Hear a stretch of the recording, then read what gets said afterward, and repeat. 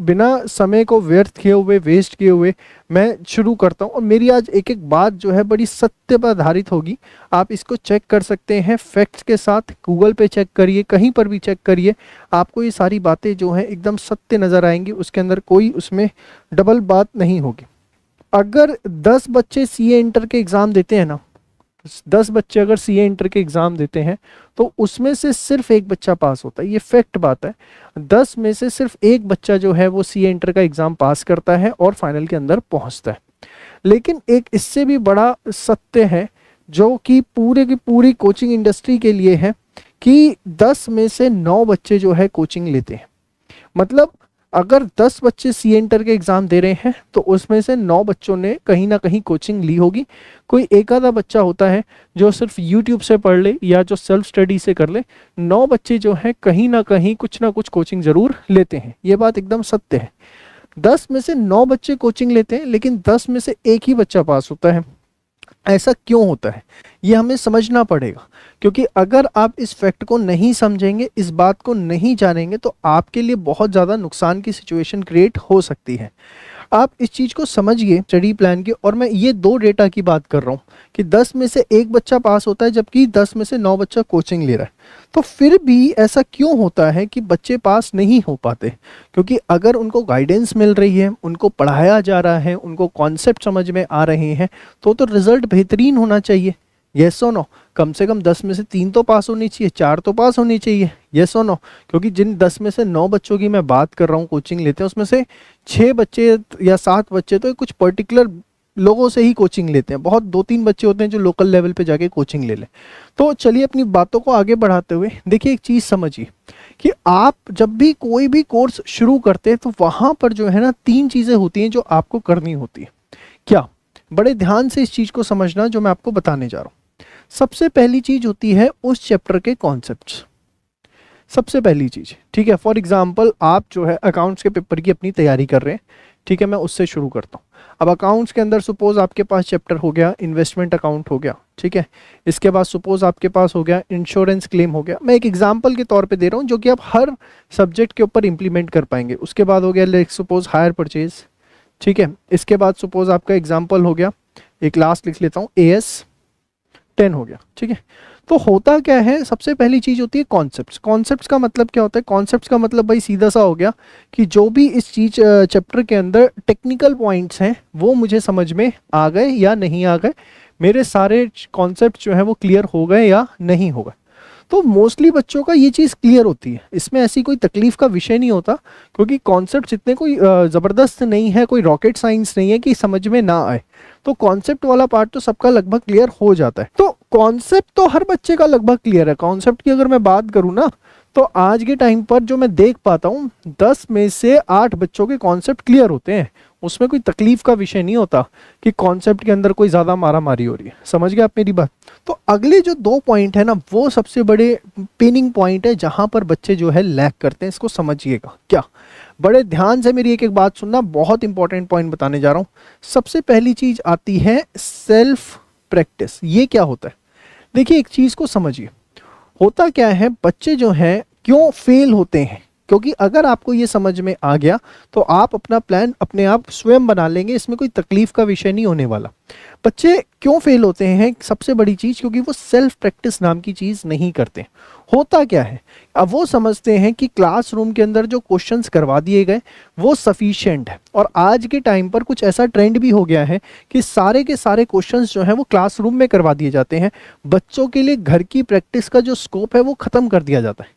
एक चीज को समझिए, जब तक आप एकांत में बैठ करके खुद अपने हाथों से क्वेश्चंस प्रैक्टिस नहीं करेंगे, जब तक उस चैप्टर के ऊपर आपकी ग्रिप नहीं आएगी। क्योंकि क्लासरूम में बैठे हुए हैं 200 बच्चे, टीचर क्या करेगा? वहां पर क्वेश्चन उठाएगा, क्वेश्चन सॉल्व करेगा और सॉल्व करता जाएगा। आपको लगेगा ठीक है आ गया आ गया आ गया, लेकिन जो 200 बच्चे बैठे हुए हैं सबका लेवल एक जैसा नहीं होता है। सबका एक अपना लेवल होता है। कोई बहुत एवरेज होता है, कोई बिलो एवरेज होता है, कोई अबव एवरेज होता है, कोई रैंकर की कैटेगरी का। वहां तो सारे बैठे हुए हैं। तो टीचर क्या करता है, एक एक बच्चे से थोड़ा ना पूछेगा, वो तो क्वेश्चन उठाएगा, रीड करेगा और आपको सॉल्व कर देगा। तो जो रैंकर बच्चा है वो एडवांस में सॉल्व कर लेगा, एवरेज बच्चा कॉपी कर लेगा, बिलो एवरेज बच्चा कॉपी कर लेगा। उसकी खुद की प्रैक्टिस क्या हुई, उसकी खुद की प्रैक्टिस नहीं हुई। तो सबसे पहली चीज, अगर आप सही में ये इंटरेस्ट रखते हो कि आपका रिजल्ट पॉजिटिव आए, आप एग्जाम निकाल पाए, तो उसके लिए आप एक चीज के ऊपर सबसे ज्यादा ध्यान दीजिए, वो ये है कि आपने खुद उस चैप्टर के क्वेश्चन अपने हाथ से कितने किए। अपने हाथ से कितने किए मतलब अपने घर आकर, अपने रूम में बैठकर, जब आपके साथ कोई भी नहीं था, आपने खुद अपने लेवल पे आपने कितनी प्रैक्टिस करी। That I called as self practice. और वो सेल्फ प्रैक्टिस से ही जो है ना आपका आता है सेल्फ कॉन्फिडेंस। मोस्टली बच्चों के अंदर जो रिजल्ट डाउन होने का सबसे बड़ा कारण है कि ये सेल्फ कॉन्फिडेंस ही नहीं होता है। सेल्फ कॉन्फिडेंस नहीं होता है। क्यों नहीं होता है? क्योंकि उन्होंने खुद अपनी प्रैक्टिस ही नहीं करी। उनको लगता है क्लासरूम के अंदर टीचर ने क्वेश्चन करवा दिया, उससे काम हो गया। याद रखना, उससे प्रैक्टिस हुई है रैंकर वाले बच्चे की, जो रैंक लाएगा, या टीचर की खुद की प्रैक्टिस हो गई, आपकी प्रैक्टिस नहीं हुई। याद रखो, 1000 में से भी क्यों, मैं कहूँगा लगभग 2000 में से एक बच्चे की रैंक आती है। और जो इस समय इस वीडियो को देख रहा है वो इस कैटेगरी का बच्चा नहीं है। उसको सेल्फ प्रैक्टिस की ज़रूरत है, उसको खुद अपने हाथ से क्वेश्चन करने की बहुत ज़्यादा सख्त ज़रूरत है। इस चीज़ को आप समझिए। तो सेल्फ प्रैक्टिस करनी है, सेल्फ प्रैक्टिस से ही आपका क्या है, सेल्फ कॉन्फिडेंस आएगा।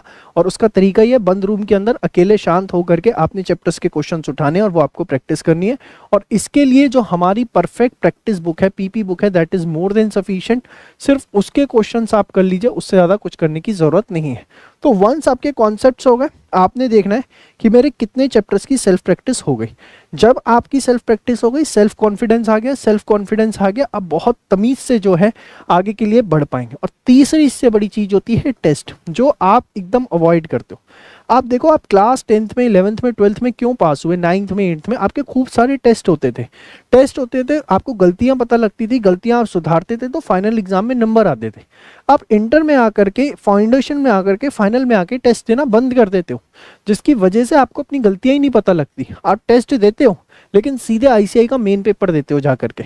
और होता क्या है, आप याद करो, बचपन में याद करो कि जब आप पहला टेस्ट देते थे किसी भी चैप्टर का, तो आपके क्या नंबर आते थे? 20 में से 4, 20 में से 5, 20 में से 8। वो तो इतने टेस्ट दे देते थे कि एंड में आते आते 20 में से 20 हो जाते थे। सेम आपके साथ होता है, क्योंकि आप सीधे पहला टेस्ट देते हो, इतने डेयरिंग हो, आईसीआई का एग्जाम देते हो जाकर के, तो वो आपके लिए सबसे बड़ी बेवकूफ़ी वाला काम हो जाता है। वंस आपने सेल्फ प्रैक्टिस करी होगी, सेल्फ कॉन्फिडेंस आएगा, तो आप टेस्ट देने से भी नहीं घबराओगे।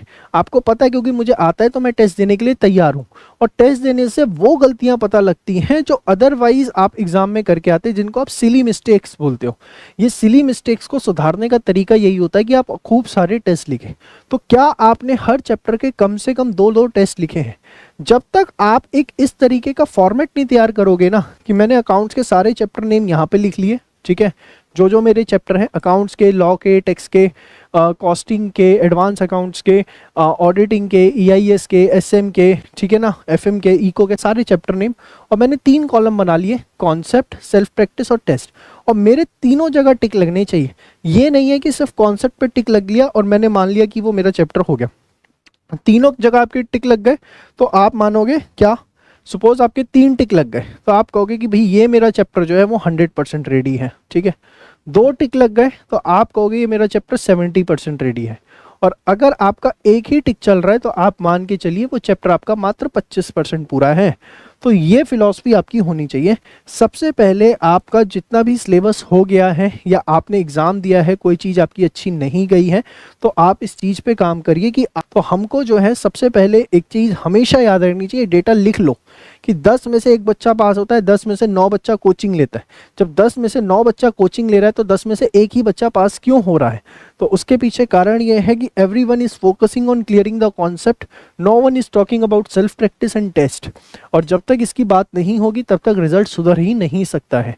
आप लोगों को अगर इस रिवॉल्यूशन को ज्वाइन करना है, आप चाहते हो कि आपका रिजल्ट पॉजिटिव आए, आप भूल जाओ आईसीआई का पेपर कैसे आता है। आप मेरी बात को सुन लो, लगभग 13 साल से ऊपर हो गए हैं मुझको पढ़ाते हुए, लोगों को गाइड करते हुए, समझाते हुए, और आप लोगों का बहुत बेहिसाब प्यार जो है हमें मिला है, और जिस वजह से आज हम यहाँ पे पहुँच पाए हैं।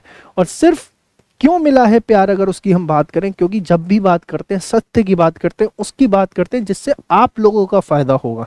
और आज भी वही बात कर रहा हूँ, सिर्फ मत सोचो कॉन्सेप्ट करने से हो जाएगा, खुद की प्रैक्टिस और टेस्ट देने बहुत ज़रूरी है, इसके बिना जो है आपका रिजल्ट नहीं आ सकता।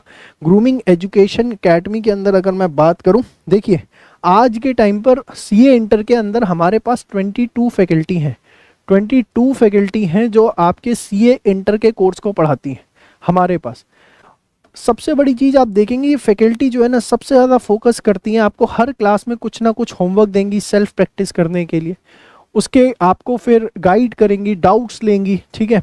और इसके बाद सबसे ज़्यादा आपको प्रमोट करती हैं टेस्ट के लिए। कॉन्सेप्ट तो वो भी समझाएंगे, ऐसा थोड़ी ना नहीं समझाएंगे, सब समझा रहे हैं, उसमें आप कुछ नहीं बचाने, लेकिन ये चीज़ के लिए मोटिवेट करना बहुत बड़ी बात है। उसके बाद 300 से ज़्यादा टेस्ट पेपर, आप सोचो कितनी बड़ी बात है, 300 से ज़्यादा टेस्ट पेपर। जिस बच्चे ने इतने टेस्ट दे दिए सीए इंटर के अंदर, उसका तो पास होना एकदम लाजमी है ना, इसमें क्या उसमें गलत चीज़ है। और तीसरी सबसे बड़ी चीज़ बुक्स, ये सब जो है आपको मिलता है हमारे कोर्स के साथ सीए इंटर 3.0। आंख बंद करके इसको ज्वाइन कर लो, जो गलती हो गई उसे भूल जाओ, क्योंकि हमारा कोर्स का ऐसा प्राइस है, पूरा ग्रुप आपको मिल जाता है एक सब्जेक्ट के प्राइस में। क्यों? क्योंकि इतने सारे बच्चे हमसे पढ़ते हैं, तो वॉल्यूम होने की वजह से हमें कोई दिक्कत नहीं आती है, और हमारा पूरा का पूरा सेटअप ऑनलाइन है। एक चीज़ और समझिए, हम बिल्कुल भी ऑफलाइन नहीं पढ़ाते, क्योंकि हम ऑफलाइन नहीं पढ़ाते, हमारी दाल रोटी ही ऑनलाइन से चलनी होती है। तो हमें पता है कि अगर हम सर्विस नहीं देंगे तो फिर हमारे लिए तकलीफ हो जाएगी। जनरली क्या है, कोचिंग सेंटर्स जो हैं वो ऑफलाइन भी पढ़ाते हैं, ऑनलाइन भी पढ़ाते हैं, तो वो ऑनलाइन के ऊपर इतना ध्यान नहीं देते हैं, ऑफलाइन के ऊपर ज़्यादा ध्यान देते हैं। भाई 2-3 कारण होते हैं, फीस बहुत अच्छी होती है और वहाँ पर बच्चा इंटरेक्ट कर रहा है, उनसे मिल रहा है रोज, प्रेशर भी रहता है, लेकिन ऑनलाइन को इग्नोर किया जाता है। लेकिन एक ग्रूमिंग एजुकेशन एकेडमी ऐसा प्लेटफॉर्म है जहाँ पर जो है बहुत ज़्यादा ऑनलाइन के ऊपर ही फोकस किया जाता है, क्योंकि हम ऑफलाइन में है ही नहीं। 100 लोगों की टीम सिर्फ ऑनलाइन बच्चों को गाइड कर रही है, फाउंडेशन लेवल पे, इंटर लेवल पे। आप सोच सकते हैं कि लेवल ऑफ सर्विस क्या हो। आज के लिए इतना ही, मिलते हैं नेक्स्ट वीडियो में, तब तक के लिए बाय बाय, टेक केयर, जय श्री श्याम।